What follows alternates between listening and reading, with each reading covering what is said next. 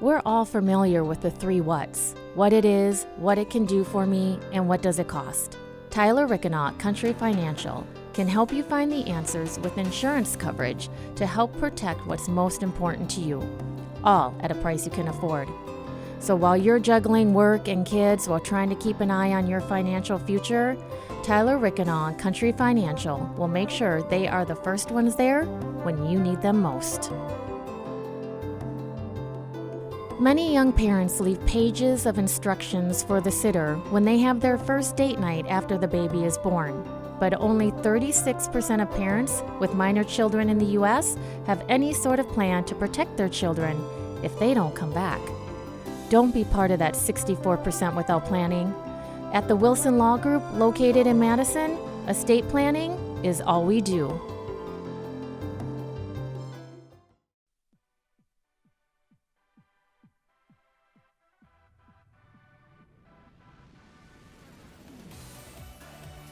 Fostering deeper relationships, influencing behavior change, developing resilience.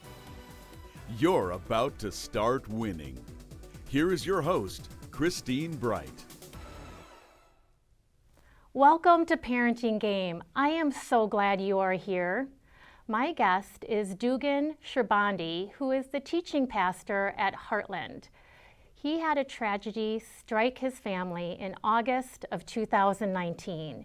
He is going to share with us his journey of hope and faith and getting through the tough stuff. Dugan, thank you so much for being here today. I appreciate it. Yeah, of course. Thank you for having me. Before we get into the story, just share a little bit about your wife and your kids. Yeah, so I'm married to Lindsay. We've been married 13 years, and she's an artist and way more talented and way cooler than me. That's why I didn't bring her here, because usually when she comes with me, people are like, we'd rather focus on her than so. So she runs her own business of art that she creates, that she's been doing for a long time, about a decade. And then I work part-time at Heartland Church, where I get to teach and love that. And then we have two kids. So my daughter Ava is 10, and then my son Phoenix is 6. And we've lived in Sun Prairie, both of us born and raised in Illinois. So I'm a Chicago sports fan. Sorry. Yeah, but I'm a had Badgers issues. fan. We've been forgiving. We've been forgiving. There's grace. Okay, good. Yeah. I am a Badgers fan, though, so I don't know if that helps a little. Okay, good. It helps a little. Yeah. So both of us born and raised in Chicago, and we lived in Sun Prairie for 6 years. We moved here in summer of 2015. We moved here. Oh, lovely. Yeah. Well, as I said, in August of 2019, you all had just what actually was a minor incident turn into something pretty big. Nobody would have thought that it would go the way that it did. Yeah.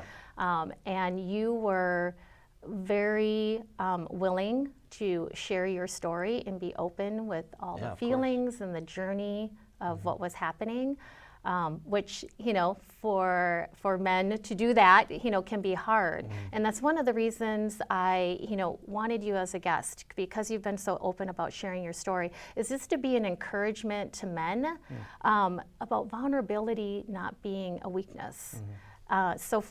Let's go ahead and can you start just sharing what had happened and what this incident was that just changed y'all's life? Yeah, so as you mentioned, August 22nd of 2019, my daughter Ava, who was 7 at the time, was in our neighborhood and playing with some friends, and she was riding on a golf cart that belonged to a neighbor with her friends that lived there, and then her friend's mom, who she'd ridden on that golf cart a dozen times before, and there's a bunch of them in our neighborhoods and stuff. And so Lindsay and I were actually at a swim lesson with my son, and we got a call from our neighbor and said that Ava had fallen off the golf cart and got hurt. And so, at that point, I was like, yeah, she's 7. Kids fall off things all the time. So, but she sounded worried, so I left right away from the swim lesson and went home. And as I pulled into our neighborhood, I could tell it was much more severe than that. There were ambulances and fire truck and police cars, and as I arrived, they were putting Ava on a stretcher, about to load her into the ambulance. And the second I looked at her face, I could tell whatever had happened was much more serious than maybe what I was anticipating. So I'll skip over a lot of details, but essentially she suffered a TBI, a traumatic brain injury, from falling off this golf cart and hitting her head on the street, and was rushed to the hospital and rushed right into brain surgery, where her life was saved essentially because of the severity of the injury. And from there it has been a completely uncharted journey of months and months in the hospital and rehab centers, and then eventually coming home with her and adjusting to a totally new normal that changes every 48 hours as far as what normal looks like. And so I can get more into it later, but she is a miracle to be alive in and of itself. And there are kind of these little moments of healing and growth that we see in her a lot slower than we'd like, but still get to see it. And I credit that equally to God working in miraculous ways, as well as the unbelievable medical team and technology that's around her. So yeah, it has been as you said, totally changed our lives, and is many people go through stuff like this, but it's always the thing that you assume is going to happen to somebody else, not you. Absolutely. And so yeah, it has changed the way that we. As I said, it's a completely new normal that changes very, very frequently because of the accident. You've been like very open. I know that on Caring Bridge, you were really documenting those highs and lows, because in the beginning, it was like, oh, we think there's going to be great gains. And then you would go down and it's like, no, not. And then, and I remember just kind of these ebbs and flows of like, nope. It's quite the roller coaster. Yeah, because at one point initially, did you guys not think that there could be a full recovery? Oh my goodness, yeah. So it was really the tension between those two, because on the one hand, her accident was such a fluke, you know what I mean? Yeah. That she fell off. There's stories of people whose parachute didn't open skydiving and they twisted an ankle and they're fine, Yeah. But for her, so she fell off a golf cart going 6 miles an hour, 2 feet off the ground. So we're like, how could the injury be that bad? Yeah. And yet, to your point, yeah, there were 3 specific moments when, like, medically, she should have died, no question. And so, yeah, there were moments where we thought, oh my gosh, I'm sure she'll be fine. Like, it feels like it might be a tough recovery. Maybe she won't be quite the same. And then there were other moments where doctors, graciously sat down and essentially said, we don't think she will survive this. How do you want us to proceed? So. A couple in particular. So first of all, the head injury in and of itself was a miracle she survived that and didn't die on the way to the hospital. And even the time it took for the ambulance to get from our neighborhood to the hospital was amazing. How quickly we got there during rush hour. But then there were 2 other specific instances. One was, they monitored the pressure in her brain, because obviously when a part of your body gets hit, it swells up to draw blood and try to heal. But that can be dangerous in the brain because there's nowhere for it to expand. And so if that hemorrhages on your, the base of your brain, it'll kill you. And so there was a point where we were monitoring her brain pressure numbers constantly. And they said if it gets somewhere in the 40s or above, that's where it gets extremely dangerous, and it's probable that she won't make it, that it'll kill her. And there was a point where she hit 67.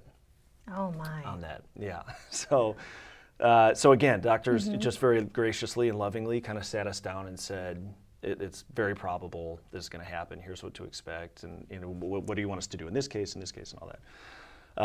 And she didn't. Numbers came down and no hemorrhaging and didn't die, and so we're like, okay. And then another time was when they had to take out her breathing tube, which she had in for a month or 2. And again, they said typically with this injury and for how long she's been intubated, it's very unlikely she'll be able to breathe on her own.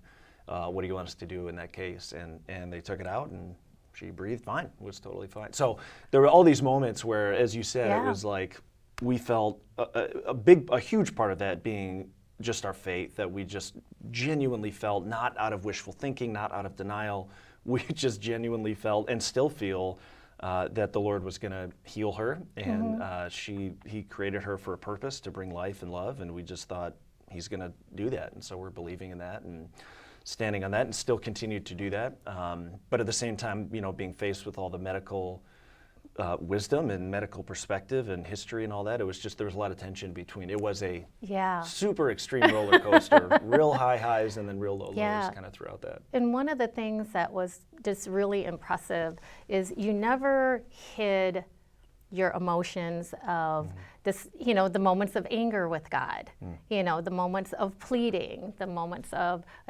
disappointment, which, is important, right? I mean, sometimes we feel like if we have faith that we just got to stay in that happy zone and God is great, and you don't, and you're not doing yourselves any favors by doing that. So then, you're going through, Ava is now stable, and you and your wife decide to take some time because this has been a long haul. And that did not go well. Oh my goodness. Yeah, so this was, if I'm remembering, it was about 1.5 years after her accident, and Lindsay and I were just like, hey, we need to, Ava was home, and again, as you said, stable, and we're like, we just need to take a vacation, just you and I, like just reconnect and get out of Dodge for a little bit. And we had and have wonderful people who care for Ava and know how to care for her medically and love her just as a person, so we felt good about that. And so Lindsay and I went to Mexico, went to a resort in Mexico, and something we had done before and kind of knew what to expect. And about the second day there, we hadn't even been there 24 hours, Lindsay wasn't feeling well and she went to lay down, and then I went back to the room a little bit later and she was very, very uncomfortable. And her pain tolerance is unbelievably high. Like, I whine and complain when I stub my toe. Oh, well, isn't that kind of guys? I guess, yeah. Is that gender? Okay, that's gender specific. I didn't know. So, but for her to admit, say that she was in that much pain, and then I could see it, I remember it just was like, something's really wrong. So we called the ambulance at the resort. She was rushed to the hospital there in Cancun, and they were great there, but I just kept thinking, I really want to get her home. I just really want to get her to a hospital that we speak the same language. Again, they were lovely there, but it just was much more difficult to communicate. Just an extra layer of stress. Yeah. So, she'd been there just overnight, and the next morning, in talking to a friend of ours who was a doctor here, I just was like, we got to get her home. And so we left against medical advice from their hospital there. I had to run back to the resort, pack everything up, come back, pick her up from the hospital, rush to the airport. I'm calling, trying to get a flight. We finally got a flight. We get home, land in Chicago, and an ambulance met us on the tarmac and rushed her to a hospital. And she was in septic shock. So sepsis is a thing where part of your body gets infected and then it kind of spreads back into your system because it can't flush it out. And septic shock is how people die from that a lot, because it's permeated your whole system. So they rushed her into emergency surgery to deal with what was infected, and then she was in the hospital for about 10 days, a couple weeks, in Chicago. So I was in my summer attire in February in Chicago Hospital, and I was calling a friend, can you just bring me a sweater or something? I'm like really cold at this hospital. And honestly, I think in that process, both of us, me in particular, because she was going through stuff, I was pretty ignorant to how dangerous that was, sepsis and septic shock. I didn't know anything about it until then. But in hindsight, looking back, once again, she was very probably and possibly could have passed away without it even being a shock because of what her system was going through. So we tried to go on this vacation, and then we're there less than a day, and then have to rush home. And Lindsay's in the hospital and almost dying. And Lindsay's made a full recovery. Yeah, she's great. Yeah, she made full recovery, and doctors are great there, and so she recovered well, and we got home, and she's good now, and So within That was just a fun, yeah. fun additive to the experience. Yeah, so within a 2-year period, Yeah. you've had some major wrecking balls come through your life. I've not almost died. Phoenix hasn't almost died. So Yeah. half of us are great. Yeah. We're all living. So I always say go for 50%, right? Yeah, that's good. Yeah. That's a good number. Not above it. So share with me, and you've been very open about this, that, with all that, understandably it takes its toll. And you had turned to drinking, and then, came out and owned that. So I really would like you to share what you finally have grabbed hold of. What has been the support systems that have helped you now in your own, in your own way, emotionally stabilize? You have shared, like you've been digging down deep and you've realized there's unresolved stuff down here. That's why this is happening, up here. So share with us what kind of led you to seeking help, and then what are those helps that have really now stabilized you and are getting you through? Yeah. So alcohol was something I turned to.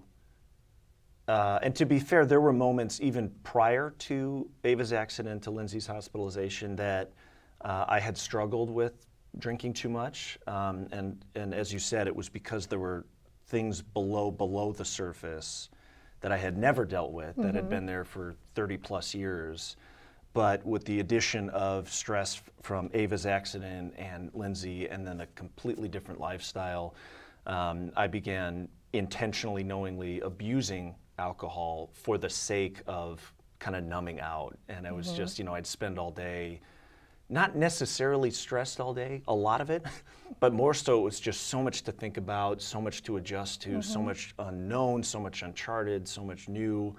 And so it was just an escape at night to go, okay, I just need to shut everything down at night. So it was a very knowing abuse of it. And then I was caught, honestly. I wish I could say, yeah, I manned up and matured and came out, but no, it was something I'd been lying about, which was arguably more destructive than the drinking itself. And so I was caught, and then it was brought out, and then I had to really face reality and be real with it. And so that's been a journey for me.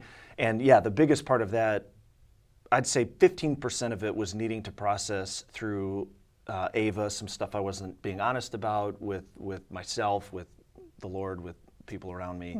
That was about 15% of it. And then the rest of it was stuff below the surface, and then even stuff below that I needed to deal with. So the biggest thing for me, and I've preached this for years, as you know, was counseling, was professional counseling. I just cannot recommend or challenge or encourage anybody going through anything enough to seek out counseling. And I know it has kind of a bad stigma of like, you got to be real messed up to go to a professional counselor. But I compare it to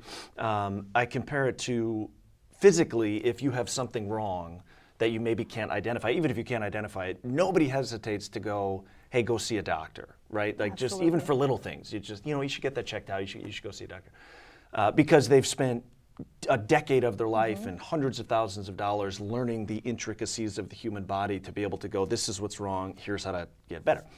So I compare it to that going, all right, well, if you have something emotional or mental or relational going on that can't be necessarily treated with a physical remedy, why wouldn't you, in the same way, go, I should go see a counselor who spent a decade of their life and hundreds of thousands of dollars learning what, the brain and emotions and chemicals and relationships and history and childhood and parents and how all that goes together, so you can talk and they can go, well, here is I think what's going on, and here's some steps to make that better. So I've preached counseling my whole life, and that was the easy first step for me to go. Yeah.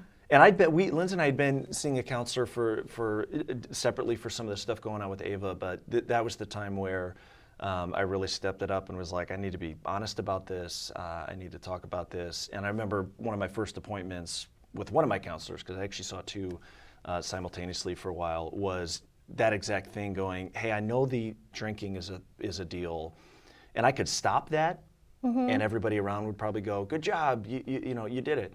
but I was like, I know there's stuff below the surface, and then there's something that's all rooted in that I need to get after. Because if I don't get after that, it might not be alcohol, but I feel like at some point something else is going to come up that I'm going to say, oh, here's a way to escape or not pay attention to that or numb that a little bit. And so, for about the almost past year, that's what I've been digging into and focusing on that. So counseling in and of itself was like number one. I remember the drawing you did. You did that drawing, at church and stuff, and Thank that you. was. I drew that by hand. I know. Lindsay's the artist. I know, but you remember that? that was frameable. That was. I should. Yeah, Okay. I think you could We'll sell it. We'll get it going right here. Yeah, we'll put it Oh, up here. yeah. No? Yeah. Okay, all right. No, we don't have to do that. Yeah, That's fine. absolutely. It'll go right there. But do you, and this is the one question, that I always have. For you as a guy and having that, I got to be the strong one. I got to hold the family together. Did that come into play with not addressing some of these deeper issues right away? Yeah, that's a good question. So for me, I've always, having studied, the Bible and lived it in my career and my education, I've always lived and taught and known that God would just so far much rather us be honest with him than try to pretend or deceive him. So that's always been pretty core for me, pretty easy, not easy, but I've been disciplined in saying I can be honest with the Lord. He's big enough to take my anger, frustration, doubt. Like I don't think he's scared of really anything I can express to him. And I was honest with, my friends, my wife, up to a point, to about 90% of that. The problem I have discovered is I was terrible at being honest with myself and being vulnerable with myself to admit wrongdoing, to admit why I was doing that, to admit like the dark, not evil, but like the selfish, icky motivations behind why I was doing what I was doing, or the deceit that I would pile on top to kind of cover something up. And so, owning your stuff. Yeah. That's the hard part, it was right? Awful. Yeah, it was awful. Because again, I could justify, hey, I'm being honest. I'm being 90% honest with everybody else. That should be enough, right? But it was that last 10% that made up 100% of the deceit inside of me. And so that was the real difficult part to push through and say, here's what I need to be honest about. And for me, the fear of that vulnerability came from, I didn't want anybody to see me as less than perfect. I didn't want my wife to see that. I didn't want my friends to see that. I didn't want the church I was a part of to see that.